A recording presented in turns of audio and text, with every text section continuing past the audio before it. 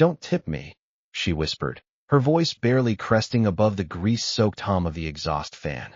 "Please, just help me." The pregnant waitress set the mug of black coffee down in front of him with a hand that trembled like a leaf in a coming storm. She was young, mid-20s, maybe, with dark circles carved deep beneath her eyes and a face that had forgotten what rest felt like. Her belly pressed against the white apron tied twice around her waist. 7 months along, at least. Gunnar the Mountain Stone said nothing. He watched her. That was his way.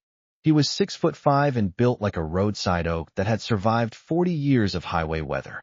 The back of his cut, the leather vest worn by every patched member of the Hells Angels Iron Hammer chapter, red sergeant-at-arms beneath the iconic winged death's head. He had ridden 200 miles that night on a detour because his radar unit had started throwing fault codes outside of Brenham, Texas, and this diner, Rourke's Eat-In, announced by a flickering neon sign half swallowed by scrub brush, was the only lit window on the entire stretch of FM 1291. He had expected bad coffee and worse pie. He had not expected this. She slid his receipt across the laminate tabletop. He looked down at it. On the back, scrawled in shaky, panicked handwriting, a pen pressed so hard it had torn the thin paper in one corner, were 5 words. "They won't let me leave." Gunnar's jaw tightened almost imperceptibly. His dark eyes, the color of old iron, drifted slowly from the note to the woman's left wrist, where her apron had shifted just enough to reveal a band of bruising so deep it had gone purple-black. Someone had gripped that wrist the way you grip something you own. He looked up. From behind the counter, a thick-necked man in a grease-stained flannel watched Addie like a rancher watching livestock. Gunnar picked up the coffee. He took a slow sip. He set it down. And then he stood up. The diner had been dying for years. You could smell it. The old fryer oil that had never fully been changed, the mildew creeping under the baseboard tiles, the particular staleness of a place where the windows hadn't been opened since the last administration. For booths, a counter with 7 stools, a plastic pie display that held only one wedge of something that might have been apple, a jukebox in the corner that hadn't worked since the 90s, its chrome face filmed with dust. It was 11:40 at night. No other customers. Adeline Addie Albright had driven to Texas from Knoxville 8 months ago, answering a Craigslist ad for waitstaff at a family-owned roadside restaurant. Room and board included, cash weekly. She was 24, 3 months pregnant, freshly unemployed after the diner she'd worked in back home closed, and the father of her child had already made clear he wanted no part of either of them. The ad had seemed like a miracle. The first week, Gideon Rourke had been almost charming. A big, florid man with a red face and small, wet eyes, he'd shown her to the back room he called staff quarters, a converted storage space with a cot, a space heater, and a padlock on the outside of the door. He'd told her it was for her protection. "The roads out here," he said, "got rough after dark." By week 2, he'd taken her Tennessee driver's license for the employment paperwork. She never saw it again. By month 2, she understood. The other girls, Petra, who was from rural Oklahoma, and Cassidy, who didn't speak above a whisper and whose arms were mapped with old scars, had been here longer. They worked the kitchen. They did not leave. When Addie had tried, once, to walk down the highway at dawn, a county patrol car had pulled up alongside her within 6 minutes. The deputy, broad-shouldered, mirrored sunglasses, a smirk like a man who knew he'd already won, had driven her back without a word and handed her to Gideon at the back door. "Waylon keeps an eye on things out here," Gideon had told her that night, leaning in close enough that she could smell the bourbon on his breath. "He's family. You understand what I mean by that." She understood. So she had stopped trying to run. She had started surviving, carrying the baby low and forward now, talking to it quietly during the slow hours, promising it things she wasn't sure she could deliver. "We're going to get out. I swear to you, we're going to get out." And then the motorcycles had come. Just one. Tonight. A single black Road King with chrome pipes that she'd heard from the storage room before she even heard the door, that deep, rhythmic exhale of a big V-twin settling into idle. She'd watched from behind the counter as the rider climbed off. He was enormous. The kind of enormous that made the diner feel smaller just by entering it. She had almost said nothing. She'd learned silence. Silence was survival. But then she'd looked at her belly, felt the baby kick. A sharp, insistent jab. like an elbow thrown against a locked door, and something in her had broken open. Now or never. He's the first person in weeks who doesn't work for Gideon. Do it now, or you never will. She'd written the note in the kitchen, back turned to the camera in the corner, crouching slightly, so the angle was wrong. She'd pressed so hard the pen had nearly gone through. When she came back out with the coffee, Gideon's eyes were on her. They were always on her. She set the mug down. She leaned in slightly. She spoke into the noise of the fan. Don't tip me. Just help me. Please.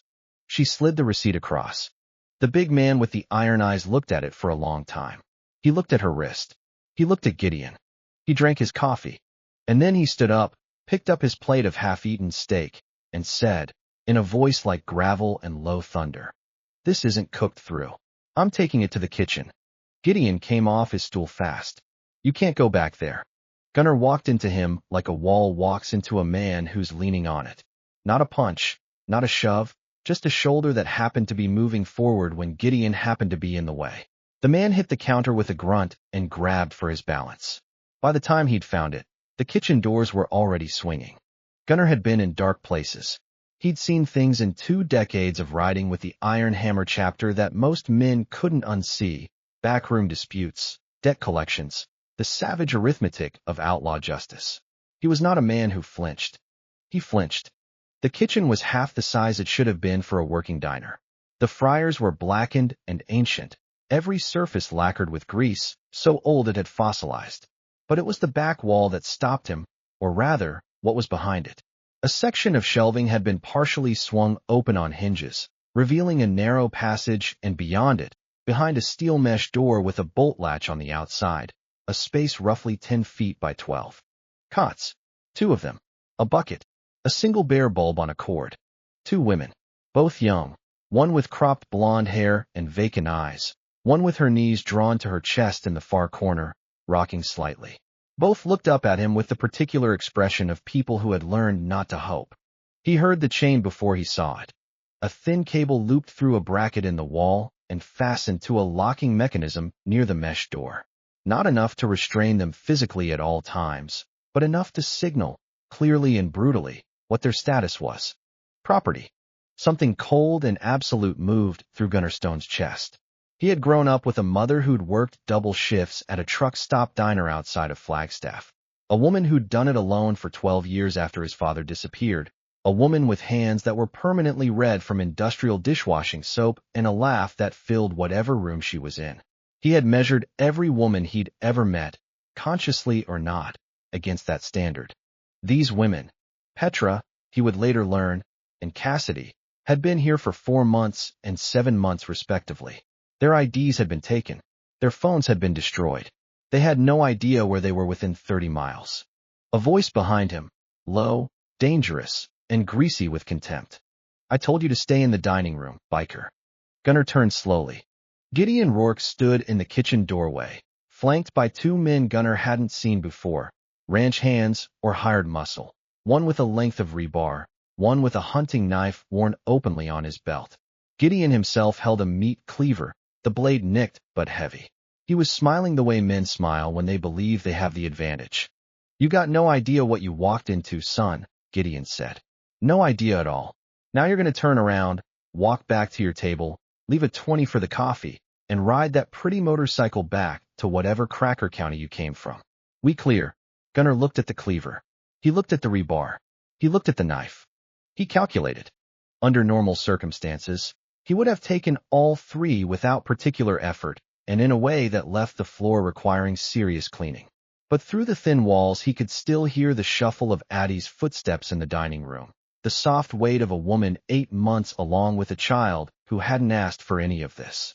If he started something here, and it went loud and sideways, she would be the first one Gideon used as a bargaining chip. Patience. He raised both hands slowly, palms out. A deliberate gesture of apparent surrender. "All right," he said quietly. "You win." Gideon's smile widened. Gunnar walked back through the swinging doors, back to his booth, and sat down. He reached into the inner pocket of his cut and pulled out his phone, an old, encrypted model the chapter used for secure contact. He scrolled to a frequency lock channel marked simply Iron Hammer Emergency. He pressed call. 2 rings. "Gunnar." Axel Calloway's voice, the chapter president, a man with silver hair and 40 years of hard-road wisdom behind him, was alert despite the midnight hour. "Talk to me." Gunner's voice came out quiet and flat, which was how it always came out when he was, in fact, absolutely furious. "Rourke's Inn, FM 1291, about 16 miles west of Brenham. I've got a pregnant woman and 2 others being held against their will. Active trafficking setup. Diner owner has armed muscle on site. Local law is compromised." He paused. "I need the chapter." A brief silence. Then, "How many bikes?" "All of them," Gunner said. "Bring every patch who can ride. Call Lone Star chapter and Red River too if you can raise them. I want this done so loud and so visible they can't make it disappear." Another pause. He could hear Axel breathing, calculating. "ETA 90 minutes, Axel said. "Copy that." Gunner set his phone face down on the table, folded his hands, and waited. He was very good at waiting. It was one of his better qualities. Addie drifted over cautiously, eyes flicking toward the kitchen. She had seen him come back out. She had watched him sit down and make a phone call. Now she looked at him with a terrified, fragile question on her face. Gunner picked up his coffee cup and held it out. "Top this off," he said calmly, "and sit down for a minute. You're off your feet." For the next 40 minutes, Gunner listened. He kept one eye on the kitchen doors and one eye on Addie as she talked in a low, rushed voice. The voice of someone who had been storing words in a container for months and could finally, carefully, open the lid just a crack. She told him about the Craigslist ad, the missing ID, the deputy, the locked door. She told him about Petra, who used to be a nursing student in Tulsa. About Cassidy, who hadn't told anyone her last name because she was afraid of what Gideon might do if he found her family. Gunner said very little. He refilled his own coffee when she forgot to. At one point, when she shivered, the AC was cranked to a cold that seemed specifically designed to make people uncomfortable. He unzipped his cut and laid it across her shoulders without ceremony, the way you'd put a blanket on someone. She looked at him like no one had done something kind in a very long time. "What did you call?" she whispered. "Help," he said. "What kind of help?" He looked at her steadily. "The kind that doesn't get turned back by a county deputy." At 12:47, the lights came, red and blue, bouncing off the diner's grimy windows like a carnival had arrived. 2 patrol cars, moving fast, pulling in hard across the gravel lot. Gideon appeared from the kitchen looking satisfied for the first time all night, and Gunner understood. The man had called his cousin the moment Gunner sat back down. Deputy Waylon Fletcher came through the door like he owned the deed to the building. He was broad across the shoulders with a mustache that belonged to a different era and eyes that had the particular flatness of a man who had never been seriously challenged. His hand rested on his sidearm. Behind him, 2 younger deputies fanned out like they'd rehearsed this. Well, Waylon said, looking at Gunner with naked contempt. "Another Hell's Angel piece of trash thinking he can roll into decent people's county and start trouble." He let his badge catch the diner's light. "On your feet, son. Hands where I can see them." Gunner didn't move. "I said on your feet." Waylon unsnapped his holster. Gunner looked at him with the patient expression of a man watching a clock. "You want to tell me why?" Waylon continued, warming to the performance now. "A known criminal organization's enforcer is harassing a local business owner at midnight." He looked at Addie. "And you? Back in the kitchen, sweetie. Mr. Rourke needs you on shift." "She's not going anywhere," Gunner said. The temperature in the room dropped 5 degrees. Waylon stepped closer. "Last warning, big man. I will have you on the ground in handcuffs in about 4 seconds if you don't." "Deputy." Gunner's voice was perfectly level. "I want you to look out that window in about." He checked his watch. 8 minutes. "And I want you to remember this exact moment. I want you to think about every choice you made in your career that brought you to standing in this diner at midnight helping a human trafficker move victims." He tilted his head slightly. "Because in about 8 minutes, those choices are going to feel very permanent." Waylon stared at him. Then he laughed, a short, contemptuous bark. "Boys," he said to his deputies, "put this clown in cuffs." The first deputy stepped forward and reached for Gunner's wrist. Gunner let him get close. Then, without standing, he simply gripped the deputy's wrist with one hand. Not violently, just with absolute, geological finality, and held it. The deputy pulled. Nothing happened. He pulled harder. Gunner's arm might as well have been welded to the table. Sit down, son, Gunnar said quietly. You don't want to be standing up for what's coming. And then, 8 minutes and 40 seconds after Axel had said 90 minutes, accounting for how fast men ride when Gunnar calls an emergency, the windows began to rattle. It started as a vibration in the floor, then in the coffee cups. Small, concentric rings spreading across the surface of the liquid, like the famous scene from a movie about something ancient and terrible approaching. Except this was real, and it was getting louder, and it was getting louder fast. The sound built the way a thunderstorm builds. First a distant rumble that you feel in your sternum before you hear it with your ears, then a layering of frequencies that made the diner's single-pane windows begin to tremble in their frames, then a full-throated, earth-shaking chorus of American V-twin engines that bounced off the flat Texas scrubland and came back doubled. Waylon Fletcher stopped moving. The headlights came first, a constellation of them, sweeping around the bend of FM 1291 in 2 long columns that stretched back into the dark for what looked like a full quarter-mile. The parking lot, the shoulder, and both lanes of the farm road filled with the unhurried, inexorable arrival of motorcycles. Not 20, not 50. The Iron Hammer chapter rode in full, 43 patch members. Behind them, having received Axel's emergency call 45 minutes ago, and having ridden like their bikes were on fire, came the Lone Star chapter out of Houston, 61 members. And behind them, having caught the message through their own network and decided unanimously that this was exactly the kind of thing the Red River chapter got out of bed for, 88 more. Trailing all of them, filling in the shoulders and spilling into the grass on both sides of the road, were an additional 100-plus associates, prospects, and hangarounds who had heard the call through the grapevine and asked no questions because when the chapter calls, you ride. 312 motorcycles, by the final count, arranged in a perfect, silent iron ring around Rourke's Inn. The engines died. All of them. Together. The silence that followed was somehow louder than the noise. Waylon Fletcher was standing very still. His hand had moved away from his sidearm without him appearing to consciously decide to do that. One of his deputies had taken 3 slow steps backward and was pressed against the far wall with the expression of a man doing rapid existential math.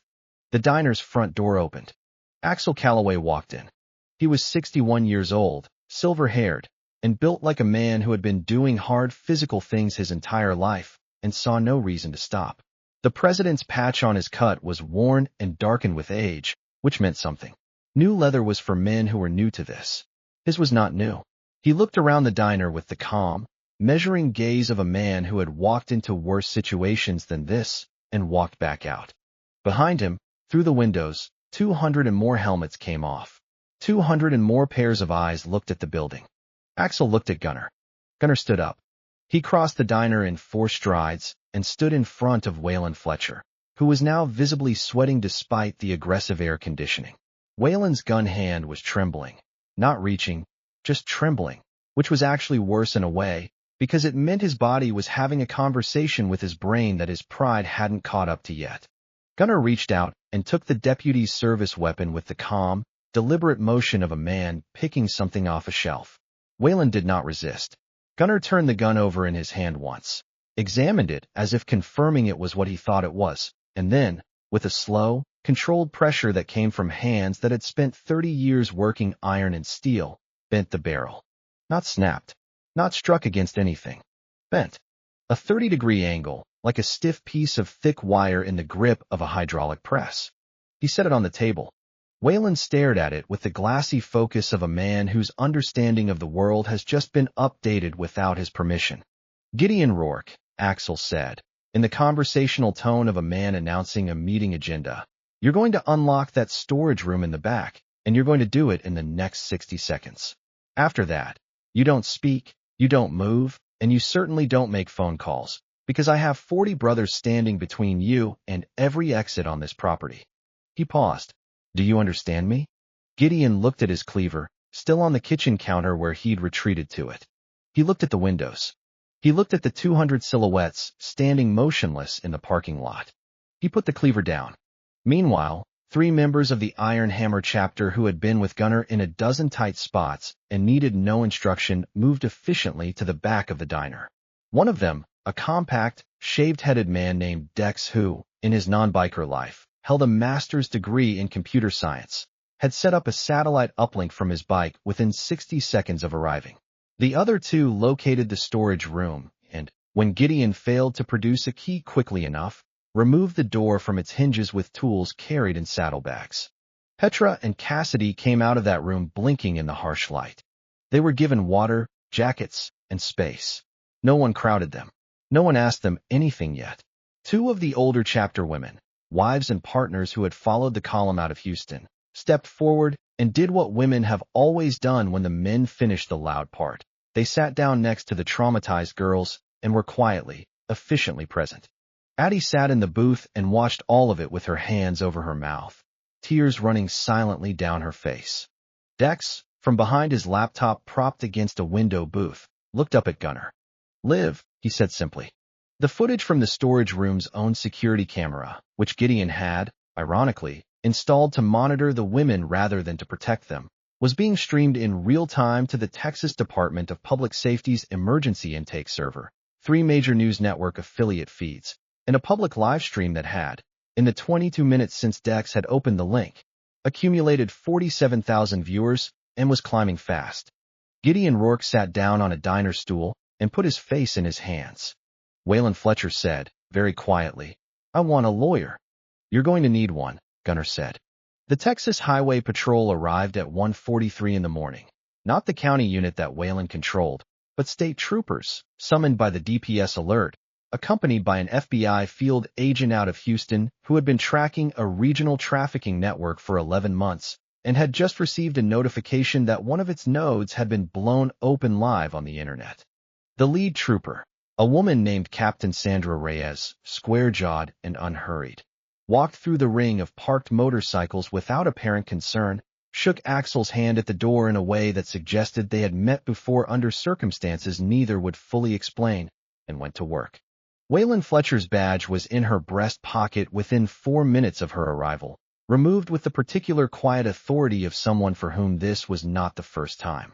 Gideon Rourke was handcuffed and walked to a state police vehicle with the shuffling, collapsed posture of a man who has just discovered that the ground he built everything on was, in fact, cloud.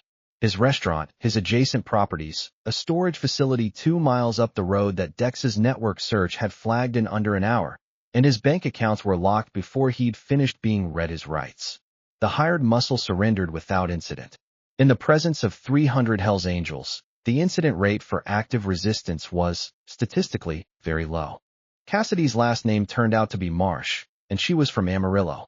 Her mother, reached by phone by one of the chapter's associates at 2 in the morning, made a sound on that call that no one who heard it would fully describe afterward. Petra Hollis was given a satellite phone to call her sister in Tulsa. The call lasted 40 minutes. Captain Reyes ensured both women were transported to a hospital in Brenham, with a full victim advocate on call before the scene was even cleared. Addie sat in Gunnar's booth through all of it. Someone brought her a plate of food from a cooler in one of the pickup trucks that had followed the column. A real meal, not diner food. She ate it methodically, with the concentrated focus of someone who has been running on survival instinct for so long that they have forgotten what it's like to eat because they're hungry rather than because they need fuel. Gunnar sat across from her. He hadn't said much. He didn't need to. At some point, she looked up at him and said, "Why?" He thought about his mother. The truck stop outside Flagstaff. The industrial dishwashing soap. The laugh that filled rooms. "Because someone should have," he said. She nodded. That seemed to be enough. When the ambulance came for her, protocol, given the pregnancy, given everything, she paused at the diner door and looked back at Gunnar, still sitting in the booth, still drinking the bad coffee that no one had ever actually improved. "What's your name?" she asked. "Your real one." "Gunnar," he said. "It's just Gunnar." She looked at him for a long moment. "Thank you, Gunnar." He nodded once, the way you nod when words would be too small for what you mean. The Mercy Falls Women's Medical Center was a private facility outside of Brenham, the kind of place with good lighting and actual food and nurses who learned your name. It had been paid for, in full, in advance, by a cashier's check drawn on the Iron Hammer Chapter's Community Fund, a fund that officially existed for charitable purposes and unofficially existed for exactly this kind of situation. On a bright Saturday morning in late October, 41 motorcycles were parked in 2 careful rows in the visitors' lot. Every one of them had been washed. Several riders had, under apparent peer pressure, worn clean shirts. Addie Albright walked out of the hospital's front entrance holding a baby boy, 7 pounds 4 ounces, born the previous Tuesday, without complication, healthy and loud, and already giving the nursing staff opinions about things. She had named him James, after her grandfather, who had been the last person to make her feel genuinely safe before all of this. She stopped when she saw the motorcycles. She stopped when she saw the men. Axel Calloway stepped forward, silver hair bright in the October sun, and held out a small package wrapped in brown paper and tied with a leather cord. She unwrapped it with one hand, baby on her other arm. Inside was a cradle, handmade, small enough for a newborn. The wood sanded to a satin finish and fitted with hand-hammered sterling silver accents on the rockers. It had been built in Dex's garage over 3 weekends, by committee, with the kind of focused collective effort that the chapter usually reserved for rebuilding engine blocks. Beneath it in the package was an envelope. She opened it. A trust fund certificate. James Albright's name. An amount she stared at for a full 10 seconds before looking up. "We took a collection," Axel said simply. "Brothers, associates, people who saw the stream that night. A lot of people had feelings about it." He shrugged in the way that men shrug when they are understating something on purpose. "Kid's tuition is covered. Wherever he wants to go." She pressed her lips together hard. She looked down at James, who was doing what babies do, which is be completely unaware of how much history is sitting in the parking lot on his behalf. "There's one more thing," Axel said. He looked at his brothers lined up behind him, then back at her. "By unanimous vote of the Iron Hammer chapter, and by courtesy vote of the Lone Star and Red River chapters." He paused, and in the pause the assembled men straightened slightly, the posture of something formal. "James Albright is the honorary godson of the Iron Hammer chapter, Hell's Angels Motorcycle Club. Recorded, signed, and official." He let that sit. "What that means," Gunnar said from where he stood at the edge of the group, still quieter than everyone else, still the same iron eyes, "is that this kid has about 300 uncles. And nobody in this part of Texas is going to forget that." Addie Albright laughed. It was a wet, helpless laugh that turned into crying partway through, and then turned back into laughing again. She held James tighter. He yawned. One of the older brothers, a barrel-chested man named Holt who had not said 3 words all morning, reached out a single enormous, tattooed index finger toward the baby with the exquisite caution of a man handling something irreplaceable. James Albright grabbed it. Holt looked at the hand around his finger. He looked up at his brothers. He looked back down. Something crossed his face that none of them would ever let him live down.